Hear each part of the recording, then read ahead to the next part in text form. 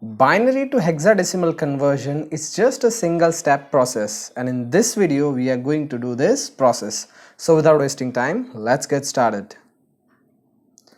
So here this is our binary number and we are going to convert this number into hexadecimal. This is our binary to hexadecimal conversion table and we are going to use this table for our reference to convert this binary number into hexadecimal number. So let's begin the conversion. So first of all, we'll write this number separately in this manner.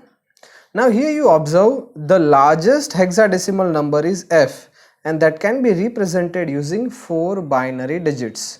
So if you want to represent any hexadecimal number, you're supposed to use 4 digits, right? So what we'll do, we'll start creating a club of 4 digit. So remember this thing, whenever we are going to convert binary number into hexadecimal number, we supposed to create a club of 4 binary digits in order to convert it to hexadecimal number, and we'll always start from this side. So let's create a club of 4 digits. Now these are our 4 digits 0101. Now let's check what is the hexadecimal equivalent to this binary number. So basically 101 is a 3-digit binary number and that is 5 in hexadecimal. So if you convert this in 4 digit, it is 0101. So the hexadecimal to this number 0101 is 5. So we are going to write 5 below it. Now it's time for these 2 digits. Now here you can observe we have only 2 digits and we have just previously learned that to represent any hexadecimal number you should create a club of 4 digits. But here we have only 2 digits. So what we'll do, we'll add 2 zeros on this side. Because when you add 2 zeros on this side, it will not change the magnitude of this number. So now the 4-digit number is 0011. Now what is the hexadecimal equivalent to this binary number? That is 3. It is 0011. So it is 3. So we'll write 3 over here. So finally the hexadecimal equivalent to this binary number is 35. And that's how you can convert the binary number into hexadecimal number. Now here on your screen you can find some self-practice questions.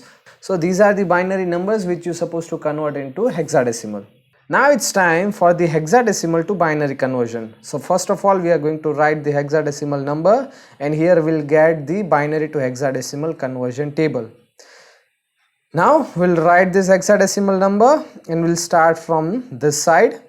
So here what we're supposed to do, here we're supposed to write what is the binary equivalent to this hexadecimal B.